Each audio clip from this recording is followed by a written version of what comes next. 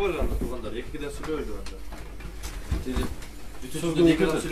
Yok, birden buna iki bir şey. Kısmına söylüp koyalım. Başladı. Organizatör. Karşı bakın. Taray. Köpçülükle başlayalım. Kim başladı birinci? Aslan. Bugün Moskva şahrında İçki İşler Ministrliğinin ökülçülüğünün uşul kabinetinde bizden Kırgızstandın siyasi partiyalarının ökülleri gelip çoğulup oturabız. Mekençil siyasi partiyasının ökülleri bütün Kırgızstan siyasi partiyasının ökülleri gelip şu yerde çoğulup oturabız. Bizim bugünkü çoğulgan maksatımız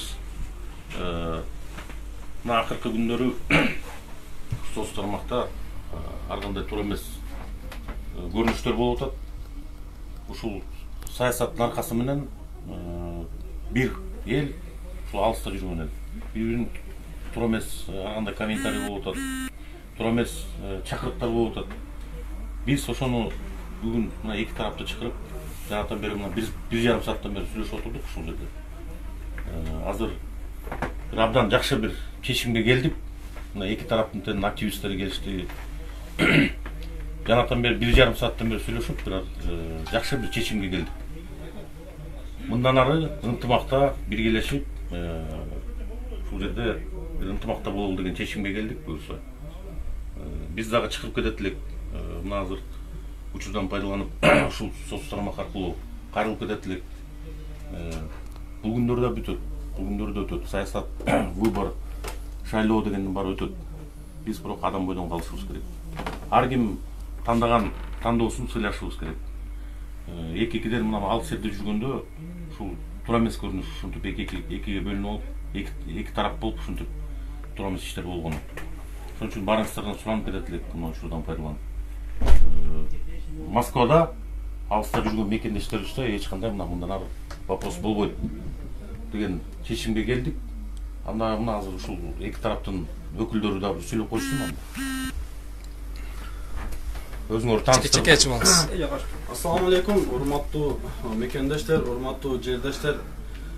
Биз бүтүн Кыргызстан саясий партиясынын атынан менин аты жөнүм Абдуллаев Тюменбай Масидикович. Мен ошол элчиликке келип отурабыз. Келгенибиздин себеби выяснять этели деп келип отурабыз. Бул жерде выяснять эте турган эч нерсе жок экен. И бул жерде кандайдыр бир провокацияга алдырган, же болбосо кандайдыр бир өзүнүн эмоциясына алдырган соц тармактардагы жазылып аткан комментарийлерден улам кишинин кыжыры келет, ар кимдин миң адамдын миң түрлүү ою болот дегендей. Ошон үчүн сиздерден сураныч туугандар, эмоцияга алдырбайлы, ар бир кадамыбызды ойлоп басалы. Бул жерде болгону 4 кыргызбыз, жана 4-өбүз тең 4 жакка бөлүнбөйлү. Жана мен айтайын дегеним, эгерде бул шайлоо всегда үгүт иштери менен жүрөт.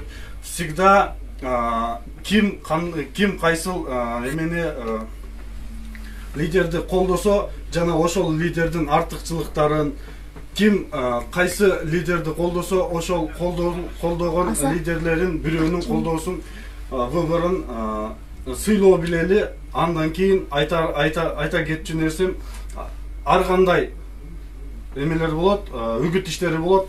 Жана сиздерден сураныч, жеке өзүңүздөргө кабыл албастан,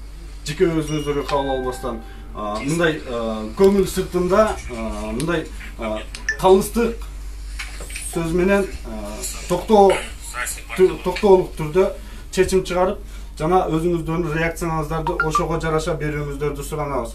Анан бул жерде айтып кетчү нерсе, калыстык деген нерсе. Аксакалдарга особенно кайрылып өтөм. Айнан аксакалдар, эгерде бир нерсе боло турган болсо,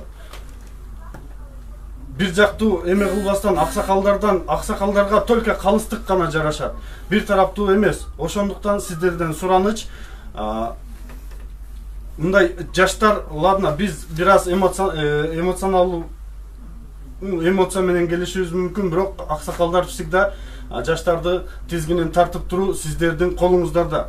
Калыс сөздөр менен. Ошондуктан могул жерде сиздерден дагы сураныч, кайсыл партиянын өкүлдөрү, же болбосо колдоочулары кандай эмелер жазат, негативный нерселерди жазып, негативный маалыматтарды таратып, эме кыла турган болсо, албетте биз өзүбүз бүтүн Кыргызстан саясий партиясынын тарапташтары жагынан дагы аракет кылабыз, түшүндүрүү иштерин жүргүзгөнгө аракет кылабыз. Жана Мекенчил партиясынын тарапташтарынан дагы сурандык, жана бир пикирге келдик. Принципи бизде бөлүнө турган, жарыла турган, же болбосо жанагындай нерселер жок.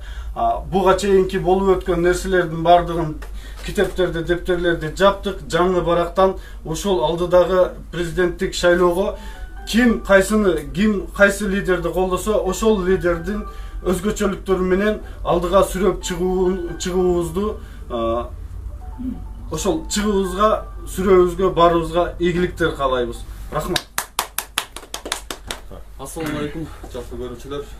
Мына бүгүн Москва жергесинде элчиликке келип, Асхат мырза, Нурлан мырза ушул эки партиянын лидерлерин, мындай айтканда активисттерин чакырып, элдештирип, азыр соц тармактарда аябай курчуп бараткан кырдаалга мындай карап тура албастан элдештирип коелу деген максатта чакырыптыр. Терең ыраазычылык, мына азыр келип бири-бирибизди түшүнүп, мындай айтканда бизди ошол чакан кыргыз элибизди жогоруда айтылып өттү. Чакан кыргыз элди бөлүп жаруу үстүндө ар кандай күчтөр, фейктер отуруп алып, биздин атыбыздан эки партиянын атынан каралоолор ушундай жүрүп жатканын тактап, мындан кийин урушпай, талашпай, алдыга койгон ошол алдыда болуп жаткан, келе жаткан президенттик шайлоону өзүнүн жолу менен ынтымакта өткөрө алабыз деп чечиштик. Кудай буйрса, мен ойлойм, ушул айткан азыркы келишкен боюнча аягына чыгабыз деп. Андан тышкары баса белгилеп айтып кетчү нерсе, жанареки ошол мекенчилердин атынан, же болбосо бүтүнчүлөрдүн атынан чыгып, өлтүрүп кетем, союп кетем деп мындай такыр, акылга сыйгыз кадамдарга барып жаткан мекендештерибиз, бул жерде азыр биз келиштик. Ким кандай кадам жасаган болсо, өзүнүн күнөөсү, өзүнө өзү жооп бере тургандай кылып сүйлөштүк. Биз тараптан болобу, бүтүнчүлөр тараптан болобу, эки тараптан ушундай келиштик. Ар ким кылган ишине өзү жооп бермей болду. Мен ойлойм, кыскача ушундай, жогоруда баарын түшүнүктүү айтып кетти окшойт. Биз кошулабыз ушул нерсеге. Алла азып койсун.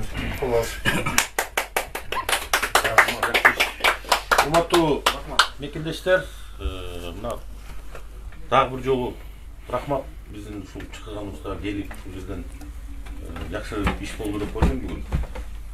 Ушундан пайдаланып дагы бир жолу суранып кетет элек, биздин мекендештер, ушу алыста жүргөн, Москвада жүргөн туугандардан суранып кетет элек. Мыйзамды сыйлашыбыз керек. Мыйзамды бузбоңуздарды суранабыз. Жанагындай ар кандай призыв болуп атат. Өлтүрүп кетем, союп кетем, мындай кылам, тигиндей кылам деген призывтар болуп атат. Ошол боюнча мыйзам бар. Ошол мыйзам чегинде жооп берип калышыңар мүмкүн. Соц тармакты бүт дүйнө жүзү көрөт. Андан сырткары жанагынтип көчөдөн уруп кетти, согуп кетти деген ар кандай фактылар болуп атат. Мына азыр сүйлөштүк. Ушундай факты болсо, арыз менен кайрылып ошого юридикалык баа берилет. Мыйзам чегинде ошо жазасын алат ошондой. Ошон үчүн мыйзам бузбоңуздарды дагы бир жолу суранабыз. Ал эми бүгүнкү эки тарап келип мына жакшы кол алышып, бир жакшы чоң иш болду. Бул боюнча сиздерге дагы бир жолу рахмат. Шайлообуз таза, жакшы шайлоо өтсүн. Мына 10 январда өтчү шайлообуз. Ар бирибиз ар кимдин тандоосун сыйлайлы. Ийгилик ишиңерге анда. Рахмат сиздерге да өзгөчө бүтүн Кыргызстан саясий партиясынын тарапташтарынын атынан сиздерге да чоң ыраазычылык. Ушундай немеге калыстык сөздөрүңүздү айтып, туура кадамдар, бул албетте аябай жакшы кадам. Дайыма калыс болуп, дайыма мыйзамды сыйлап эме кылсак, бүт Кыргыздын башын бириктирип жүрөрүңүздөр, төбөңүздөр көккө жетсин. Алла сиздерден разы болсун. Рахмат. Биз тараптан дагы мекенчил саясий партиясынын атынан жалпы жамаатынан да ыраазычылык сиздерге. Анан ошол бүтүн Кыргызстан саясий партиясынын ошол активисттери келип бет пикирге келип отурганыбыздагы чоң жаңылык. Ошол мындан ары Кудай буйрса ынтымакта алдыдагы шайлоону ынтымакта өткөрүп алабыз. Рахмат.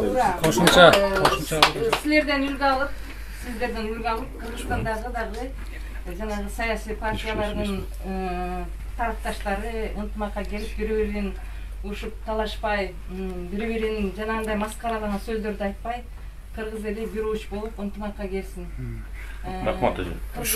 Кыргыз эли өнүп өссүн.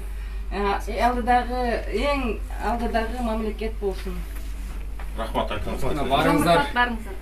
Барыңыздар мынакей бүгүн өз өлкөбүздөн, өз жерибизден, өз ата журтубуздан өзгө бөтөн жерде эмгектенип жүрөбүз, убактылуу эмгектенип жүргөн мигранттар барыбыз бир бололу, бир жеңден кол, бир жакадан баш чыгарып, алдыдагы боло турган 2021-жыл 10-январда боло турган президент шайлоону тынч, аман эсен жана таза шайлоо иретинде өткөрүп алалы.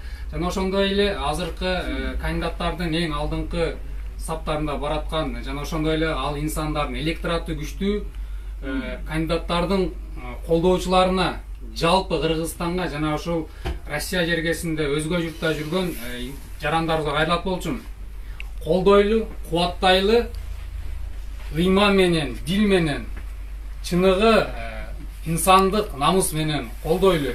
Эч бир инсандын көңүлүн орутуучу, эч бир инсандын көңүлүн калтыруучу, негатив сөздөрдү инсандын көңүлүн орутуп, дилине кандайдыр бир чок салуучу сөздөрдү андай негатив сөздөр менен мамиле жасоонун ордуна кыргызча ыйман жолунда, ислам жолунда салам алейк менен жасайлы. Урматтуу ошол колдоочуларына да кайрыларым. Азыр бул жакта эки партиянын, эки активисттин колдоочу, эки лидердин колдоочуларынын негизинде бир келишим түзүлдү. Эгерде мыйзам чегинден чыгып кеткен колдоочулар, жарандар болсо, мыйзам алдында, мыйзам чегинде гана жооп берет.